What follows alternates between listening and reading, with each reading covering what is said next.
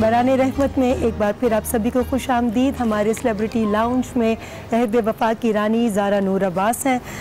Zaara, break पर जाने से पहले मैंने आपसे सवाल किया था, आपको याद है मैंने क्या सवाल किया था? भूल गई। चलें, जो भूल गए उसको भूल जाते हैं। अब हमारा बड़ा प्यारा एक सेगमेंट है, इसमें मैं आपको फिल इन द ब्लैंक होगा, उसको आपने फिल करना है। ओके, ठीक है? हाजिर जवाबी। हाजिर जवाबी रोजे में। अच्छा, ठीक है, चल I'll try। बिल्कुल सच्ची ईमानदारी के साथ। मेरे पास लोग हैं लेकिन डैश नहीं। मेरे पास लोग हैं लेकिन डैश नहीं, इसको फिल करना। डैश नहीं, चालाकी नहीं। मतलब मेरे पास जो लोग हैं वो हैं लेकिन चालाक नहीं है।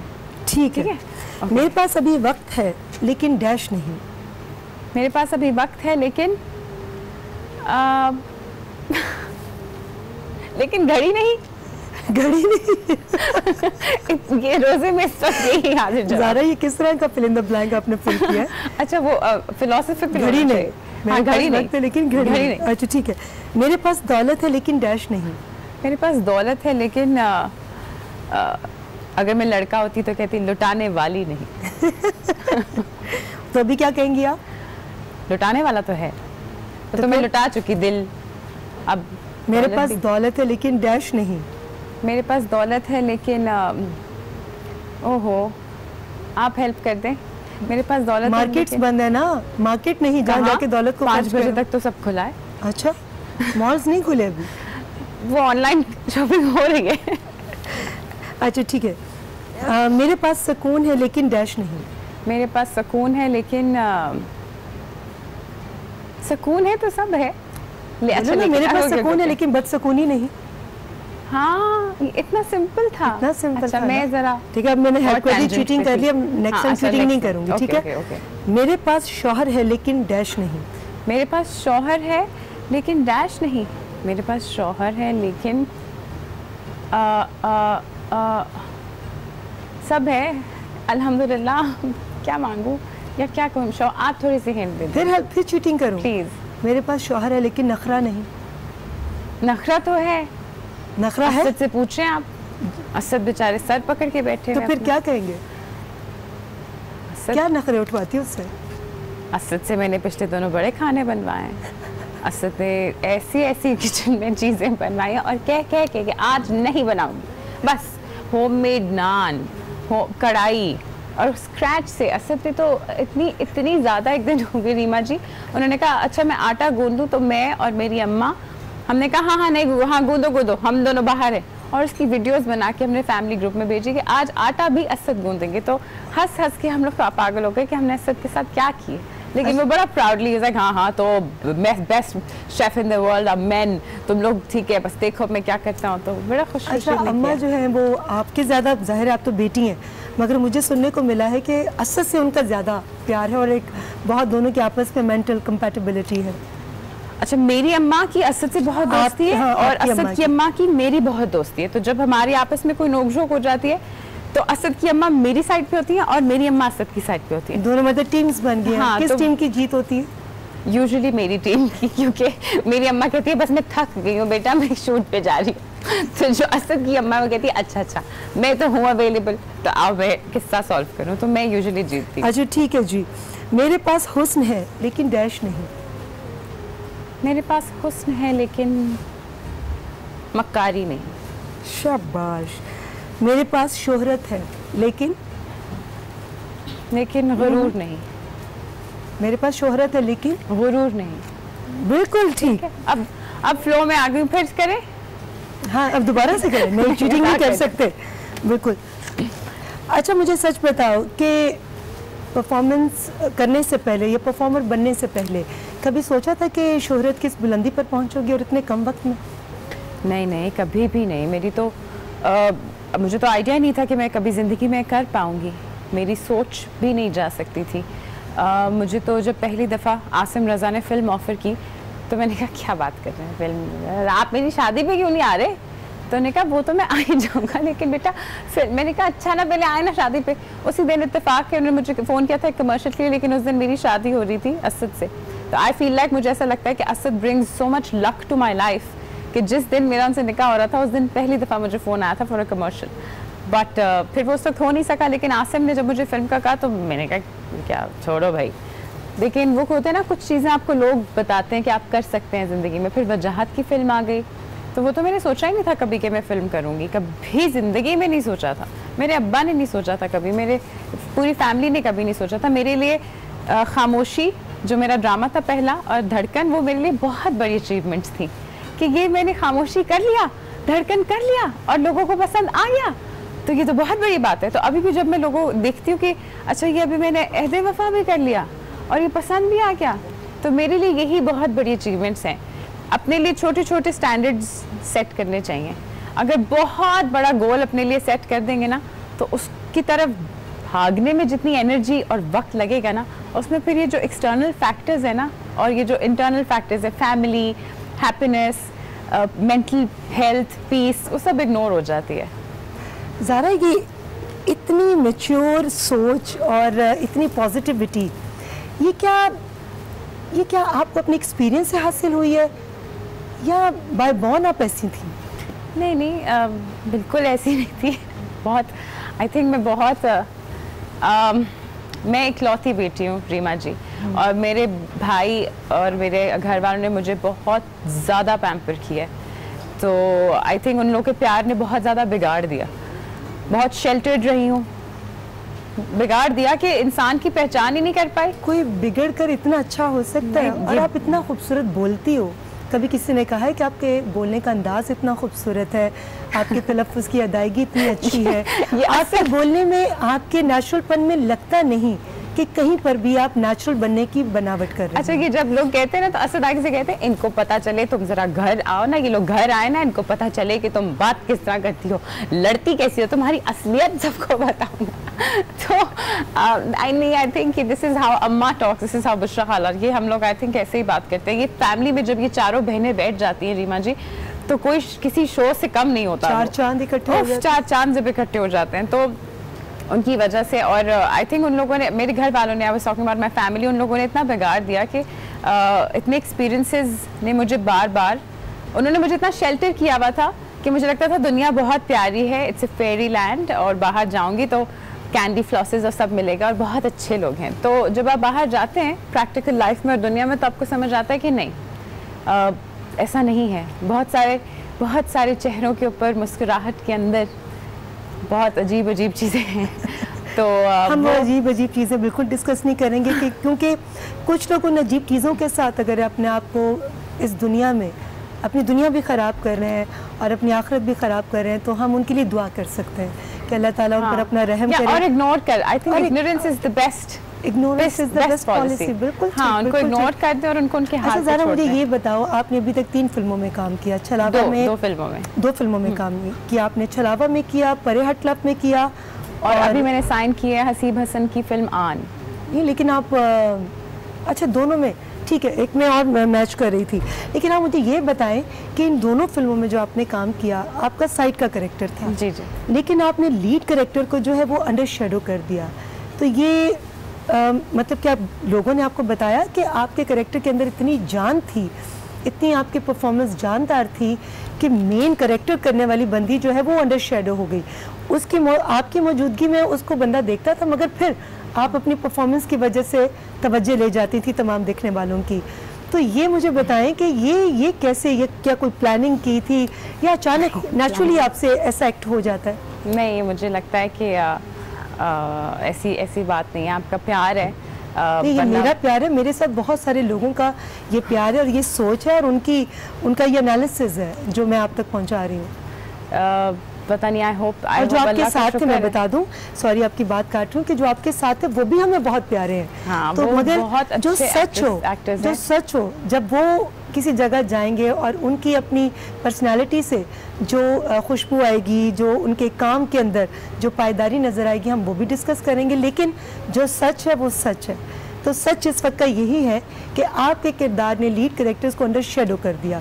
तो आप मुझे ये बताएं कि ये आपने प्लानिंग के तहत किया, क्या वाकई कोई खास करम या कोई दुआ लग गई आप? नहीं, आई थिंक मैं बहुत ब्लेस्ड हूँ कि मेरी जो डायरेक्टर्स मुझे मिले, उनकी जो टीम्स मुझे मिली हैं वो बहुत अच्छी थी। चाहे वो आसिम रज़ा और उनकी टीम हो और वजाहत और उनकी टीम हो, बहुत अच्छे लोग थे। आसिम से बहुत कुछ सीखा, फिर वहाँ जाके वो अप्लाई किया वजाहत के सेट पे। वजाहत ने भी बहुत प्यार से काम किया, बहुत फैमिली इन्वायरमेंट थी। तो वो सब आप जब कंफर्टेबल होते हैं इन्वायरमेंट में तो I think you put your best effort in your work also. तो वही नज़र आया शायद। ज़ारा, बड़ा इम्पोर्टेंट सवाल मैं आपसे पूछना चाहूँगी। अमूमन हम जब ग्लैमरस किरदार अदा करते हैं, हम अपने टाइम की बात तो नहीं करते, मतलब 20 साल पहले या 15 साल पहले, लेकिन अभी रिसेंटली गुज़िश्ता 10-15 सालों में बहुत चेंजेस आए। डिज़ाइनर्स भी आ गए, ब्यूटिशियंस भी आ गए, आपको बहुत ज़्यादा फैसिलिटीज़ मिल गई जो आज से पहले इस तरह से नहीं अवेलेबल थी। आप मुझे ये बताएं कि आपके कपड़ों के अंदर एक जो फेमिनिशपन जो है वो बहुत प्रोमिनेंट होता है और आपके कपड़ों में वल्गैरिटी नज़र नहीं आती, या आप उस लाइन को क्रॉस नहीं करती, या आप, मैं ये कहना चाहूँगी कि उस तरह के ग्लैमरस कपड़े नहीं पहनती जो आपकी काउंटर पार्ट्स पहन रही होती हैं। तो इसकी क्या वजह है? क्या आपकी अपनी ये अप्रोच है, आपको डायरेक्टर नहीं कहता, या डायरेक्टर की ये सोच होती है? इसको ज़रूर प्लीज़ शेयर कीजिए, क्योंकि आपके मैंने अभी तक जितने भी परफॉर्मेंसेस देखी हैं, आपके कपड़ों में कहीं पर भी, आपके लिबास में, आपके चाहे वो सीन हो या गाना हो, आपके अंदर एक मशरकियत जो है वो मुसलसल नज़र आई है। तो ये इसके पीछे आपका अपना किरदार है या डायरेक्टर स्पेशली वार्डरोब आपके लिए ऑर्गेनाइज करते थे? मुझे ऐसा लगता है कि जो ऑब्वियसली जो पहनना ओढ़ना सबकी अपनी अपनी प्रेफरेंस है, और जो लड़कियां और जो लोग ये कपड़े पहनते हैं जो मैं नहीं पहनती, क्योंकि वो मुझे सूट नहीं करते, मुझे ऐसे लगता है, या मेरे पे अच्छे नहीं लगेंगे, और जिन लोगों पे अच्छे लगते हैं वो उनको पहनना चाहिए। हर चीज़ हर इंसान कैरी नहीं कर सकता, और जब आप मेंटली उसको आप कॉन्फिडेंट नहीं फील करते तो वो आपकी बॉडी पे नज़र आएगा। मैंने कभी अभी इस तरह नहीं सोचा कि you know I have to set this as an example, ऐसी कोई सोच नहीं रही, क्योंकि अगर वो मैं इस तरह सोचूंगी तो मैं ये कहूँगी कि जो कर रहे हैं वो गलत है। इसमें सही और गलत की कोई वो है ही नहीं boundary. I think it's just that right now and previously and ahead also I'm very comfortable in all of this. तो मुझे बहुत अच्छा लगता है, और अल्लाह का शुक्र है कि मेरे जो डायरेक्टर्स रहे हैं वो भी बड़े कंफर्टेबल हो जाते हैं इस चीज़ से, तो वो भी बहुत सपोर्टिंग होते हैं, और मुश्किल नहीं रहा मेरे लिए ये टाइम कभी भी, यू नो, उनको कन्विंस करना या ना कन्विंस करना, वो हमेशा बड़े कंफर्टेबल रहे।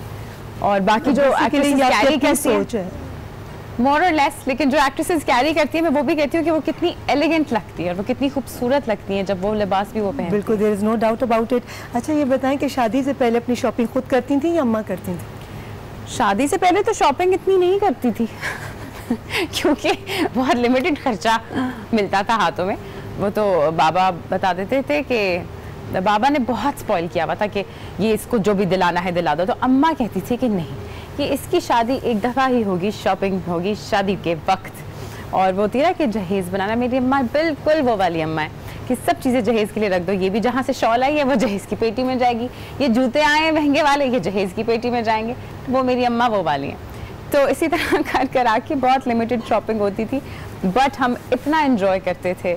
रीमा जी, आई टेल यू, एक बहुत खूबसूरत जगह थी, वहाँ पे हम जाते थे, लिबर्टी मार्केट लाहौर में, और अनारकली, और वहाँ से जाकर हम लोग लॉन के सूट उठाते थे, 2 पीस 3 पीस, उसके साथ मैचिंग बेलें लेते थे लिबर्टी सेंटर जाके, फिर वहाँ से मैचिंग खुस्से लेते थे। तो वो जो एक सारा सिस्टम था ना, वो एक जोड़ा बनाने की जो जद्दोजहद थी और दर्जी के पास जाके खपना, वो आई थिंक अब रिटेल बिजनेस की वजह से और इतनी आसानी की वजह से वो जो टाइम स्पेंड करते थे ना अम्मा और भाभियाँ और सब आपस में, वो वक्त बहुत खूबसूरत था। आई थिंक वो ईजियर टाइम्स, वो बेटर टाइम्स। बिल्कुल सच्ची बताना है कि अम्मा की साड़ियों के सूट बनवाए, अम्मा की साड़ियाँ ले ली सारी, सूट तो 1-2 बनवाए थे, लेकिन अभी मैं गई उनके पास लाहौर तो मैंने उनकी सारी साड़ियाँ हड़प ली। तो मेरे साथ सज्जल भी थी, तो सज्जल ने कहा ये तो नहीं हो सकता कि सारी साड़ियाँ तुम रख लो ये तो हो नहीं सकता। तो उसने ऐसे करके ना एक साड़ी बीच में से उठा ली, तो मैंने कहा सज्जल ये तुम दिखाओ, उसने कहा नहीं तुम लो अपनी साड़ियाँ, तुम जो ले रही हो। तो जब मैंने बाद में देखा, उसने सबसे खूबसूरत वाली साड़ी उठा के बनारसी, मैंने कहा तुम कितनी तेज हो, कितनी, मुझे पता था तुम्हारी इस पे नजर आएगी, तो मैंने कोने में उठा के दबोच ली थी। अच्छा, ये बड़ी बात है कि आज के दौर में जो आपस की आर्टिस्ट हैं उनका इतनी इत्तेफाक हो आपस में, तो आपकी सजल से ज़्यादा दोस्ती? मेरी सजल से बहुत ज़्यादा दोस्ती है। Sajal is another part of me. दोस्ती भी नहीं मैं कहूँगी, दोस्ती इसलिए मैं हंस रही हूँ, ये दोस्ती भी नहीं है, वो बहन भी नहीं मैं कह सकती, वो बस मेरा एक और एक्सटेंडेड वर्जन है। और वो मैं एक दूसरे को 10 साल से जानते हैं। और सजल की बहन सबूर, उनसे मेरा बहुत प्यार है। और एक और एक्टर हैं Kinza Razzaq, she is also started very new, वो मेरी बहुत प्यारी दोस्त है। मोमल शेख, उनसे मेरा बहुत प्यार है। बहुत अच्छे लोग मुझे अल्हम्दुलिल्लाह कुछ लोग मिले, बट सजल को नोबडी बीट्स सजल। दोस्त बनाती है सजल, नोबडी बीट्स हर। और नाट सजल के डायमीटर में बहुत कम लोग जाते हैं, और जब आप चले जाते फिर वो कहती है अच्छा मुझे नहीं छोड़ना। और सजल जैसे लोग बहुत कम होते हैं, बहुत कम होते हैं। अच्छा, ये आपसे पूछेंगे कि असद को आपकी दोस्तों से कितनी जेलसी होती है, मगर इस छोटे से ब्रेक के बाद, स्पेशली सजल से? ये कैसे पता है?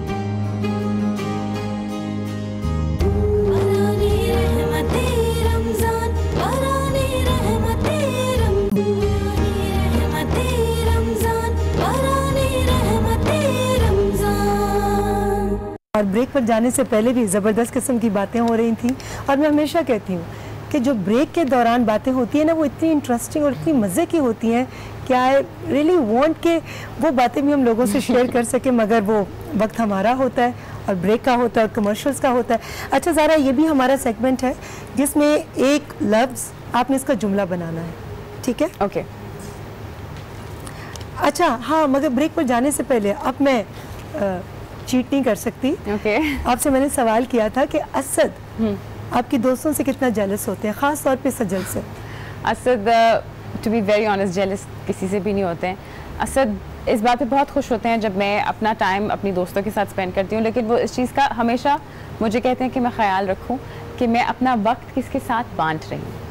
और वो इस कहते हैं कि ये हमेशा ख्याल रखा करो कि तुम्हारा वक्त बहुत कीमती है, क्योंकि तुम काम इतना करती हो, फिर तुम घर को आके घर को देखती हो, फिर तुम मेरे साथ होती हो, तो जो तुम्हारा मी टाइम है वो किस इंसान के साथ बांटो, उसका हमेशा ख्याल रखो, क्योंकि वो वक्त में तुम्हें जो एनर्जी मिलेगी, जो वाइब मिलेगी, वो तुम्हारे लिए बहुत इंपॉर्टेंट होगी। और मुझे ये बात अब ज़्यादा आई थिंक समझ आती है। कुछ बातें असद की बहुत सारी नहीं समझ आती थी पहले, लेकिन he is so much more experience than me. वो इस इंडस्ट्री में मुझसे पहले आए हैं और ऑब्वियसली थोड़े से बड़े भी हैं मुझसे, तो आई थिंक उनकी बहुत सारी बातें अब समझ आती हैं। मैं बिल्कुल पूछूंगी एज डिफरेंस क्या है, क्योंकि ये सब लोग अपने अपने अंदाज से जज करते हैं। अब अगर असद 14-15 साल की ऐसे शोबिज़ में हो तो बेचारे 10 साल से हैं, तो लोग कहेंगे बहुत पुराना है। नहीं, आई थिंक पता नहीं, आई डोंट नो, या 6-7 इयर्स माशाल्लाह, it has been a 6-7 year journey for Asad. Maturity के हवाले से मैं जानना चाहूँगी कि बताएं असद की क्या एज है? असद माशाल्लाह is 34 years old. So young. जी माशाल्लाह, yes, very young but very smart for his age and very practical for his age. बिल्कुल ठीक है। दोस्त हैं आपके बेसिकली, शौहर के साथ साथ दोस्त हैं? My best friend, absolutely. मेरे ख्याल में शौहर के रिश्ते में एज मैटर नहीं करती। नहीं, वो आपसे बड़ा हो ज़्यादा या आपकी एज का हो, सबसे इम्पॉर्टेंट है कि वो आपके साथ उसका जहन जो है वो कितना मिलता है, और आपका आपस में जो प्यार है और जो कि इज्जत करने का, इज्जत, आई थिंक इज्जत और एहसास बहुत बहुत मैटर करती है। प्यार तो वेरी करता रहता है, फ्लक्चुएट कर जाता है, कभी नोक-झोंक हो जाते हैं मियाँ बीवी में, लेकिन जो इज्जत और एहसास है कि मेरे वक्त का, मेरी तबीयत का उनको कितना एहसास है, वो चीज़ आई थिंक बहुत मैटर करती है। अच्छा, बिल्कुल ऑनेस्ट मुझे बताना, हालांकि it's a very personal question, कि जब आप शूट करके आओ और थकी हो तो असद को एहसास होता है कि मेरी बीवी बहुत थकी हुई आई है, और कभी कोई ऐसा काम कर दे जिससे आप खुश हो जाएं, कि कोई आपकी चीज़ें सलीके से रख दे? मतलब आई थिंक हस्बैंड करते नहीं ऐसा, इसलिए मैं पूछ रही हूँ। मैं अभी तक जहाँ हूँ अपने करियर में, that is because of the family that I have right now. Asad, मेरे अम्मा अब्बा, मेरे घर में जो सपोर्ट है मेरे ससुराल का, अगर वो सपोर्ट मुझे नहीं होगा तो मुझे नहीं लगता कि मैं काम पे आके इतनी प्रिम एंड प्रॉपर बैठ के इतना अल्हम्दुलिल्लाह इतना रिलैक्स होके काम कर पाऊँगी।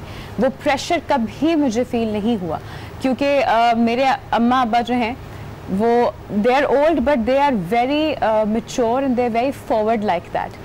उनकी बेटियां हैं वो भी काम करती हैं। रिहाब मेरी नंद है, वो शी इज़ एन इन्फ्लुएंसर माशाल्लाह, स्टनिंग ब्यूटीफुल वुमन।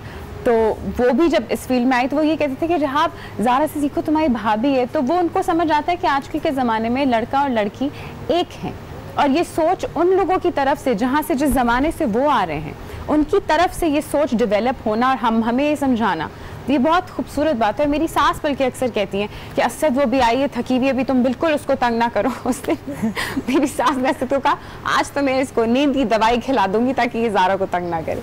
तो वो इस तरह की बातें हमारे घर में होती हैं अल्हम्दुलिल्लाह। आई थिंक मैं जहाँ हूँ ये आके जो मैं काम करती हूँ that is because of the support system that I have.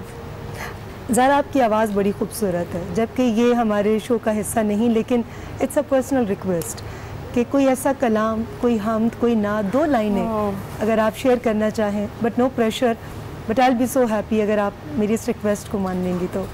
ज़रूर ज़रूर, मैं आपको मना कैसे कर सकती हूँ, क्योंकि आपकी आवाज़ बहुत प्यारी है। मुझे इसके लिरिक्स प्रॉपरली नहीं पता, मैं लिरिक्स में बहुत बुरी हूँ। आपकी इजाज़त से जी। कोई तो है जो निज़ाम हस्ती चला रहा है, वही खुदा है, वही खुदा है, वही खुदा है, दिखाई भी जो ना दे नजर भी वो आ रहा है,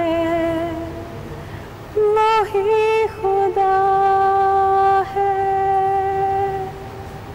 वही खुदा है। जज़ाकल्लाह, बहुत प्यारी आवाज़ है। बाकी दिखाई भी ना दे जो नज़र भी आ रहा है वही खुदा है। हाँ, एकदम गूज़बम्स हो जाते हैं ना बिल्कुल जब उसकी वहदानियत का तसव्वुर भी करते हैं कि वो कितना रहीम है, कितना करीम है ना, कितनी ब्लेसिंग्स हैं हम सब की ज़िंदगियों में अगर हम सोचें, ज़रा सा भी गौर करें तो। अल्लाह की शान में तो आप जो भी कहें हमेशा कम पड़ जाता है, जितना भी जिक्र करें कम पड़ जाता है। आपने एक चीज़ नोट की ज़ारा कि अल्लाह हमारी कितनी ख़ताएँ, कितनी बड़ी बड़ी गलतियाँ माफ़ कर देता है, और लोग छोटी छोटी चीज़ें जज करते हैं और बार बार कहते हैं कि माफ़ी मांगो, फिर मांगो और दोबारा माफ़ी मांगो। और खुदा के पास आप एक दफ़ा माफ़ी मांगते हैं और अल्लाह को पता है कि मेरा बंदा है, ख़ता का पुतला है, ये फिर कर सकता है, लेकिन खुदा फिर भी माफ़ कर देता है। लेकिन इंसान को अगर इतना सा भी डाउट हो आप पे, वो फिर भी आपको उसी टेस्ट में खड़ा करता है, उसी कटहरे में खड़ा करता है और वो आपको नहीं बख्शता। और मुझे ऐसे भी लगता है कि अल्लाह ने अपनी तरीके से अल्लाह ने अपनी एक जो पूरी दुनिया बनाई है ना, ये अल्लाह ने इसीलिए बनाई है। बहुत सारे लोगों को बहुत कुछ जो दिखाया जाता है वो शायद इसलिए भी दिखाया जाता है क्योंकि अल्लाह मियाँ यही कहता है कि यू नो जाओ कर लो मोहब्बत सबसे, लेकिन तुमने लौट के तो मेरे पास ही आना, तो जाओ तुम सबको देख लो एक दफ़ा। ये कितनी आसान सी बात है जो अल्लाह ताला ने हमें समझाई है, मगर अफसोस सद अफसोस हम इतनी आसान सी बात नहीं समझते। हम आपस में वो सवाल एक दूसरे से करते हैं जो हमारे पूछने वाले नहीं हैं। आप बैठी ऐसे क्यों हैं, आपने दुपट्टा क्यों नहीं लिया, आप इतना ज़ोर की क्यों हंसी, आप इतना ज़ोर की क्यों बोली, आपने ये नहीं किया, आपने वो नहीं किया, रमज़ान में इतनी तैयारी। अरे ये सारे सवाल आपके पूछने के नहीं हैं। इन सारे सवालों का जवाब बंदा बशर ने खुद रब्बे कायनात को देना है। ऑब्वियसली जिसने ये सब चीज़ें फ़र्ज़ की हैं वो सवाल पूछ सकता है। हमारे आपस के पूछने के सवाल क्या हैं? ज़ारा आपको कोई दुख तो नहीं, या आपके किसी दोस्त को कोई ज़रूरत तो नहीं, लेकिन ये तो किसी चीज़ में कोई परेशानी तो नहीं, किसी चीज़ की वजह से किसी की हेल्प करनी है, आपको कोई मदद चाहिए, आपको कोई हेल्प चाहिए किसी चीज़ में, हम आपकी हेल्प कर सकते हैं। आपको कोई गाड़ी कहीं ड्रॉप लेना है, लेकिन ये तो कोई नहीं पूछता। आजकल छोटी-छोटी सी मोर और लेस जो लोग आपसे मुलाकात करते हैं ज़्यादा से ज़्यादा वो कुछ और तरीके की बात करना चाहते हैं, या कोई और बैठ के बातें कर लो या कुछ कह दो, लेकिन एक दूसरे का ख्याल रखना है कितना इम्पोर्टेंट है रीमा जी। Exactly. और मैं कहती हूँ, एक और बात कहती हूँ कि रमज़ान में हम सबको एहसास होता है कि चलो सब एक दूसरे का ख्याल रखें, चलो सब अल्लाह को याद करें। ये हम हर वक्त अल्लाह को याद क्यों नहीं कर सकते, और ये डर हर वक्त हम अपने दिलों में क्यों नहीं रख सकते कि हमने एक एक चीज़ का सवाल का जवाब खुदा को देना है। किसी की भी दिल आज़ारी करके मैं चलो यहाँ पे बच जाऊँगी, लेकिन मेरा सवाल तो ऊपर होगा ना। और कोई कहीं बैठ के मेरे लिए अगर रो रहा है, या किसी को मैंने हर्ट किया है, या किसी को मेरी कोई बात बुरी लगी है, मैं अल्लाह से 100 दफ़ा भी माफ़ी मांग लूँगी ना। मैंने जब तक उस इंसान से जाके माफ़ी नहीं मांगी, या मैंने उस इंसान को नहीं सही किया, उसको फिक्स नहीं किया, तो मुझे नहीं लगता कि खुदा भी मुझे माफ़ करेगा। बिल्कुल, अल्लाह ताला ने ये फरमाया है कि जब तक जिस बंदे का तूने दिल दुखाया है, जब तक वो तुझे माफ़ नहीं करेगा, मैं कैसे माफ़ एंड कर एज अ सकती हूँ? Nation I really request all of you, जो सारे लोग हमें देखते हैं, इतना प्यार करते हैं आप लोग हमें, उस प्यार के साथ साथ बहुत ज़्यादा तनकीद भी करते हैं कभी कभी, उस तनकीद को महदूद कर दें अपने जहन तक, क्योंकि एक्टर्स जो होते हैं वो बहुत सेंसिटिव होते हैं। रीमा जी, बिल्कुल ठीक। कभी कभी बहुत सारे एक्टर्स होते हैं जो सुनते हैं कि हमने अच्छी बात किसी को बतानी कि हम कहीं घूम रहे हैं, कहीं आ रहे हैं, जा रहे हैं, तो वो ये भी बताना चाहते हैं कि हमने राशन बैग्स बनाए हैं। जो ये करता है, जिसने जो करना है, जिसने जो दिखाना है, उसको दिखाने दें। हर किसी को अपनी सोच के मुताबिक नहीं टटोलें। उसकी क्या नियत है, क्या हम नहीं नियत है, ये अल्लाह जानते। को पता है। हाँ। तो आई थिंक ये बहुत बेहतर होगा अगर सब कम जज करें और ज़्यादा प्यार करें। बट ज़ारा, यही तो प्रॉब्लम है हमारी सोसाइटी की, हम दूसरों के लिए बहुत अच्छे जज और अपनी ज़ात के लिए बहुत अच्छे वकील हैं। और अल्लाह ताला कहता है ना कि मैं हकूकुल्लाह में अगर तुम कुछ गलतियाँ कर जाओगे तो माफ़ कर दूँगा, हकूकुल इबाद की माफ़ी नहीं है। लेंगे एक छोटा सा ब्रेक, ब्रेक से वापस आएंगे, हमारी ट्रांसमिशन का सिलसिला भी जारी है।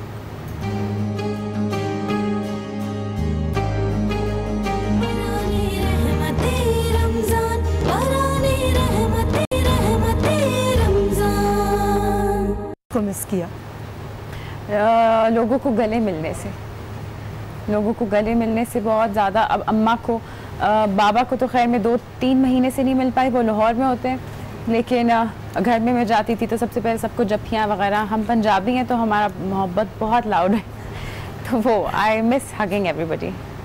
और सीखा क्या आपने? सीखा ये कि अब बस अपनी अपनी देखें सब दूर दूर रहें।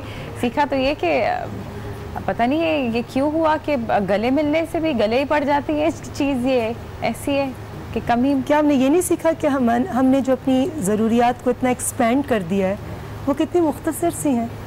अगर एक जगह टिक कर बैठ जाएं और थोड़ा सा हम अपने ऊपर कंट्रोल कर लें तो हमारी हर मुश्किल हल हो सकती है। नहीं, लेकिन इस जो बीमारी है, इसका जो रूट कॉज है वो बहुत सारे और भी एक्सटर्नल फैक्टर्स की वजह से आया है। तो अगर तो ऑब्वियसली हम उसमें जाएंगे तो उसका तो एक एनालिसिस ही बहुत डीप है और बहुत वास्ट है। वो जहाँ तक पहुँच गई है और जिन हालात में हमारे पास आ गई है, मैं ये ज़रूर सोचती हूँ कि अब क्या दुनिया दोबारा वैसी हो पाएगी?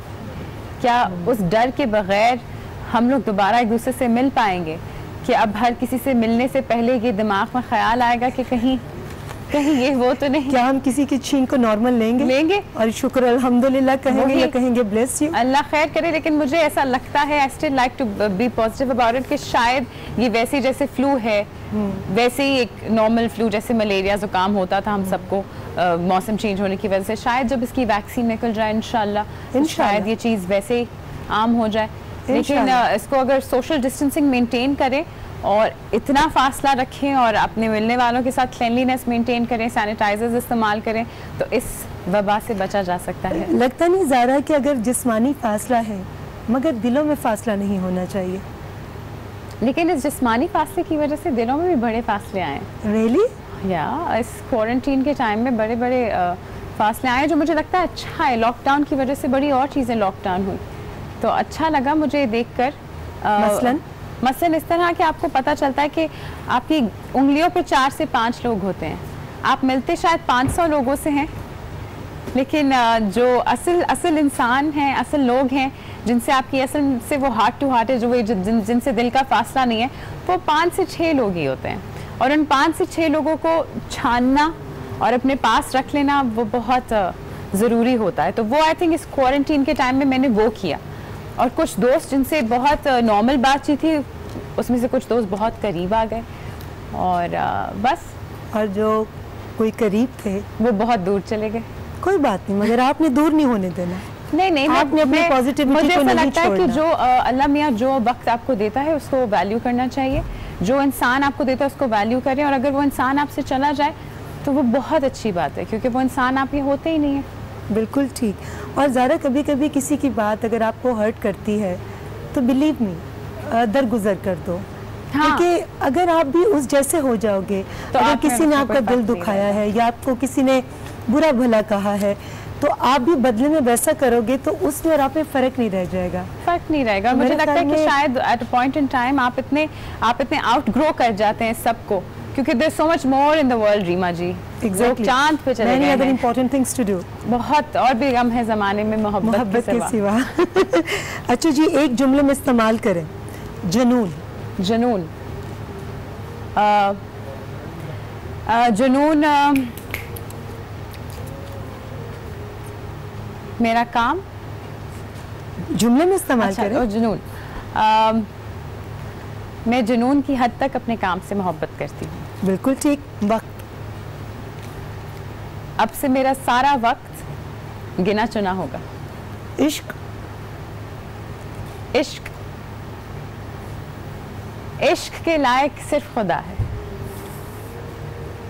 शादी। शादी एक बहुत खूबसूरत रिश्ता है जिनकी निभ जाए। औरत।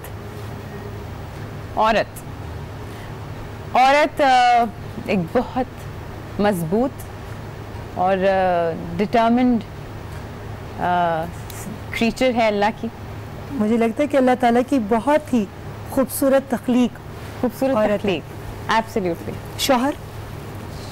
मेरा शौहर बहुत अच्छा है। झूठ। मैंने अपने आप से वादा किया है कि अब मैं जितना कम झूठ हो सकेगा बोलूंगी। शाबाश। Showbiz. There is no biz like showbiz. No biz like showbiz. हाँ जी, दोस्त आबिदा परवीन जी का एक गाना है, उसकी लाइन है बस कि कहूँ दोस्त से दोस्त की बात क्या क्या। तो ये मुझे बहुत खूबसूरत लाइन लगती है। दोस्त, बहुत सारे दोस्त हैं जिनमें बात करी थी कि बहुत सारे दोस्त हैं जो बहुत करीब आ गए। उनमें से बहुत ऐसे खूबसूरत दोस्त हैं जो अभी रिसेंटली जिनसे मेरी बहुत प्यारी दोस्ती हुई है। उनमें से उमर मुख्तार हैं एक, उनका नाम मैं पहले नहीं ले पाई, लेकिन मुझे दोस्त से याद आया कि उनके साथ मैं ये गाना बहुत सुनती हूँ। और वो एक बहुत हसीन शख्स हैं, बहुत अच्छे इंसान हैं। उनकी और मेरी आदतें बहुत मिलती हैं। तो मैं ये कहती हूँ कि तुम और मैं जो है, हम लोग कहीं ना कहीं ज़िंदगी में एक दिमाग के इंसान हैं, बट दोस्त हाँ वो बहुत खूबसूरत दोस्त है मेरे। अच्छा। सजल। एक जुमले में। सज्जल हमराही। जुमले में। जुमले में हाय। सज्जल मेरी वो हमराही है जिसकी कोई जगह नहीं ले सकता। अदनान सिद्दीकी की मैं बहुत बड़ी फ़ैन हूँ, और अदनान सिद्दीकी को देख के हम, आई थिंक हमारी सारी फैमिली इतनी प्राइड लेती है उनकी बातों में, उनकी हरकतों में, और he is truly a pride. जुमले में इस्तेमाल करना है अभी जुमले में, और ये तो जुमले में थे। अदनान सिद्दीकी मुझे बहुत प्यारे लगते हैं। ऐसे रीमा जी हमारे मुल्क का एक बहुत कीमती असासा है, इनका बहुत ख्याल रखें आप सब। अच्छा जी, ये तो हो गया। अच्छा चलो माँ के बारे में। माँ जुमले में माँ मेरी माँ मेरी कुल कायनात है। माँ वाकई कुल कायनात। बाय द बुक थी ये लाइन, है ना? सीख के आया दिल से जो बोली जाए, दिल से जो बोली जाए। कभी अम्मा ने पूछा कि बेटा तुम मुझे ज्यादा प्यार करती हो या अब्बा को? बड़ा आम सा जुमला है। नहीं, उनको पता है, मगर हर माँ पूछती है। मैं भी अपने बेटे से बहुत दफ़ा पूछती हूँ, जबकि मुझे पता है कि वो मुझे बहुत प्यार करता है, मगर फिर भी मैं बार बार सुनना चाहती हूँ, क्योंकि मोहब्बत इजहार मांगती है ना। बाबा और अम्मा के बीच में आप कभी वो एक तो कंपैरिजन नहीं कर सकते, लेकिन ये एक अजीब सी बात है कि जब भी रोना आता है मुंह से अम्मा ही निकलता है। जब भी डांट पड़े अम्मा ही निकला है, कभी नहीं हुआ बाबा। तो आई थिंक अम्मा के साथ बहुत अटैचमेंट है, लेकिन अच्छा। मेरे बाबा के साथ भी मेरी बहुत दोस्ती है। दूसरे सेगमेंट पर जाने से पहले सच्ची सच्ची बता दो, अम्मा या बाबा दोनों में से किसी की मार खाई है कभी? मार? बाबा ने तो मुझे आज तक चू नहीं किया। मेरे बाबा ने मुझे फूलों की तरह रखा है हमेशा, मेरे बाबा ने, मेरे भाइयों ने भी। अम्मा ने मुझे हैंगर, डोई जो होती है वो आलू गोश्त वाली, जूती, चप्पल, हील और डंडा, पेंसिल, तो जो अम्मा के हाथों में आया, कुशन, शुक्र है अम्मा के हाथों में प्लेटें नहीं आई। औजार थे सारे अम्मा के हाथों में शुक्र है प्लेटें नहीं आई। अम्मा ने तो अभी शायद मुझे 10-12 साल पहले मारना बंद किया है। रियली? मेरा आखिरी थप्पड़ आई थिंक 10 साल पहले, मैंने बीच में पड़ा है कहीं, शायद 5 साल पहले था। अच्छा सच्ची बताओ, जब थप्पड़ पड़ा क्या रिएक्शन था? उस वक्त होता है कि माँ कि आपने हाउ कुड यू, लेकिन बाद में हंसी आती है कि जो यार अम्मा यार आपने थप्पड़ ही मार दिया था। तो वो कहती है तो फिर अभी मैं माँ हूँ तुम्हारी। तो अभी भी मुझे उनसे कभी कभी डर लगता है, जब मैं, अब तो मेरी दोस्त भी बन गई, तो मैं कहती हूँ अस्मा जी, तो वो कहती है अस्मा जी, मैंने कहा आप मेरी कोलीग हैं अब, तो ज़रा प्लीज़ प्रोफेशनली बात क्या करें। तो वो कहती तो उनको मैं कहती हूँ अस्मा जी, कहती ज़्यादा ना बात करो, मैं अभी भी बता रही हूँ, मैं तुम्हारी माँ, मैं अभी भी जूती उतार के। तो मैं कहती हूँ अच्छा सॉरी। तो वो किसी